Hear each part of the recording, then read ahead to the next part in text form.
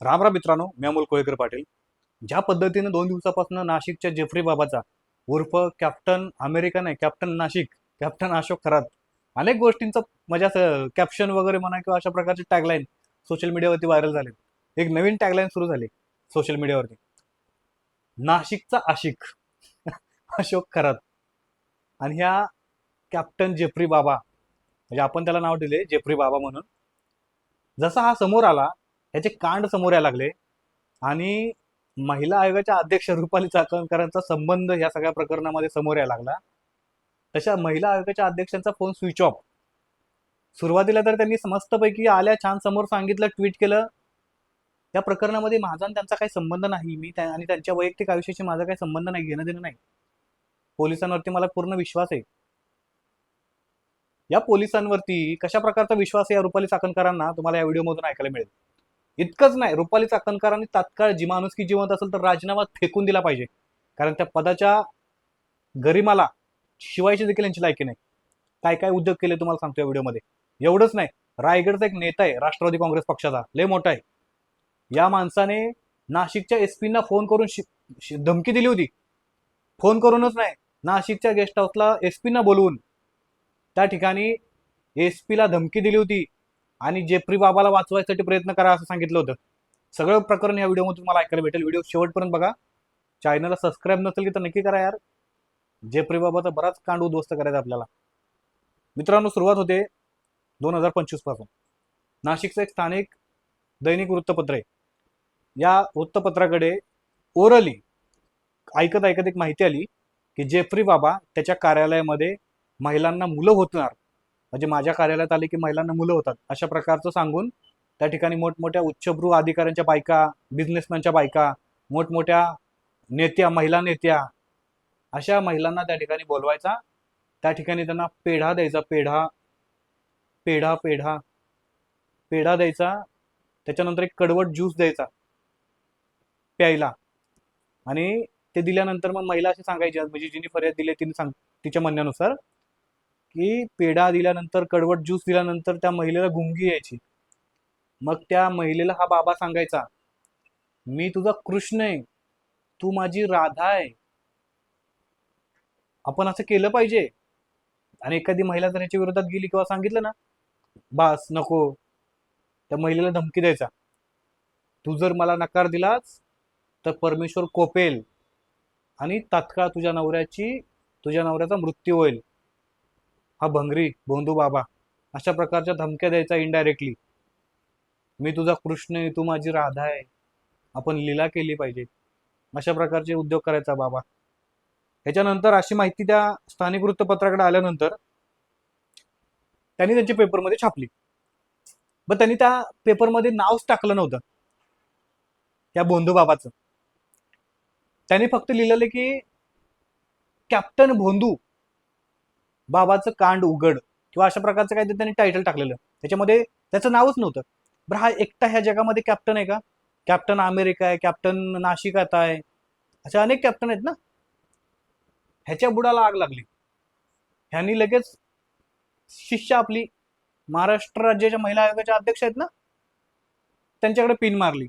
महिला आयोगाच्या अध्यक्षा रुपाली चाकणकरांनी या स्थानिक वृत्तपत्राच्या संपादकाला आधी पीए कडून फोन केला आणि पीए कडनं फोन करून धमकावायचा प्रयत्न केला.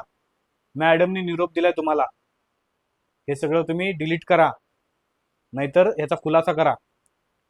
याच्या एवढ्यावरती थांबल्या नाहीत. रुपाली चाकणकरांनी स्वतः फोन केला त्या संपादकाला. त्या संपादकाला पुरावे नसल्या कारणामुळे माघार घ्यावी लागली आणि खुलासा करावा लागला. ईमेल देखील केला तसा.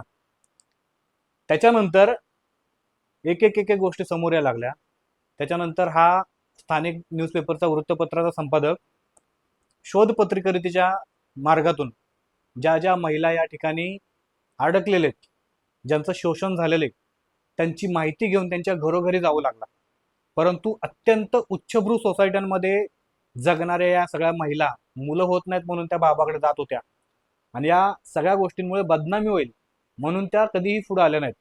मग शेवटी एक महिला पुढे आली, त्यांना कन्व्हिन्स करायला त्या पत्रकाराला आणि त्याच्या पीएला मदत झाली, यश मिळालं.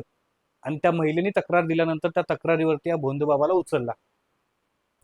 आता या सगळ्या प्रकरणामध्ये एक एक दीपक, मला वाटतं परब परब नावाचा एक व्यक्ती आहे.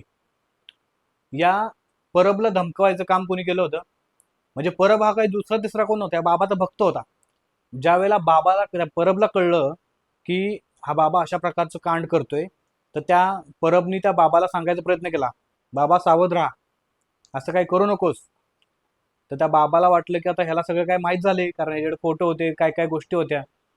त्याला वाटलं की जर ह्याने मीडियाला दिलं किंवा कुठे दिलं तर आपली बदनामी होईल, आपला बाजार उठेल.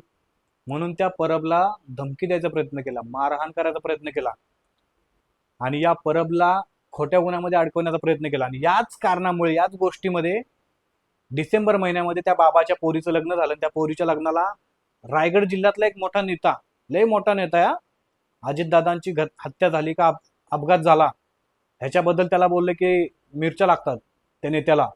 तो नेता तिथे गेला होता त्या लग्नामध्ये आणि त्याच वेळेला तिथं गेस्ट हाऊसला बोलवून गेस्ट हाऊसला बसला होता. तिथं एस पीला बोलवून घेतलं नाशिकच्या आणि एस पीला दम देऊन सांगितलं, हा जो कोणी परब आहे याच्यावरती गुन्हा दाखल करा, याला अटक करा आणि याच्याकडचा जे काही डाटा आहे, फोटोज असतील, व्हिडिओ असतील, आमच्या खरात मामांचे, बोंधू बाबाचे, त्या कॅप्टन जेफ्री बाबा, जे काही माल असेल ते त्यांना देऊन टाका सांगा.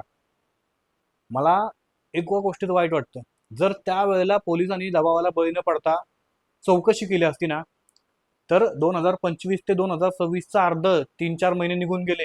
या 4 महिन्यामध्ये कित्येक महिलांना त्या ठिकाणी त्रास झाला असेल किंवा कित्येक महिलांचं शोषण झालं असेल. 58 व्हिडिओ कुठले समोर येतात मित्रांनो? जे नीरज जाधव त्या भोंदू बाबाचा पीए होता, ब्लॅकमेल करायच्या उद्देशाने हे 58 व्हिडिओ त्यांनी मोबाईलमध्ये घेतलेले, एवढेच तुमच्या समोर येत आहेत. पुढं 58 व्हिडिओ नाही आहेत, हजारो व्हिडिओ आहेत असे त्या भोंदू बाबाचे. फक्त 58 व्हिडिओ का समोर येत आहेत? कारण 58 व्हिडिओ सेफली त्या नीरज जाधवच्या नावाच्या त्याच्या ऑफिस बॉयनी त्याच्या पेनड्राईव्ह मध्ये, मोबाईलमध्ये काढून ठेवले होते आणि 5 कोटीची खंडणी मागितली होती. त्याच्यानंतर हा सगळा विषय समोर आला होता.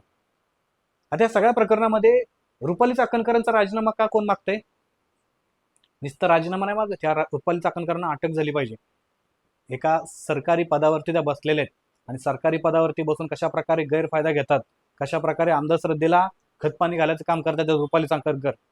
आज सुषमा अंधारेने एक पत्रकार परिषद घेतली आणि या पत्रकार परिषदेमध्ये रुपाली चाकणकरांनी आपली जी अनामिका असते, करंगळी, हे करंगळीचे वरचं बोट, ते कापलं होतं या बाबाच्या सांगण्यावरनं.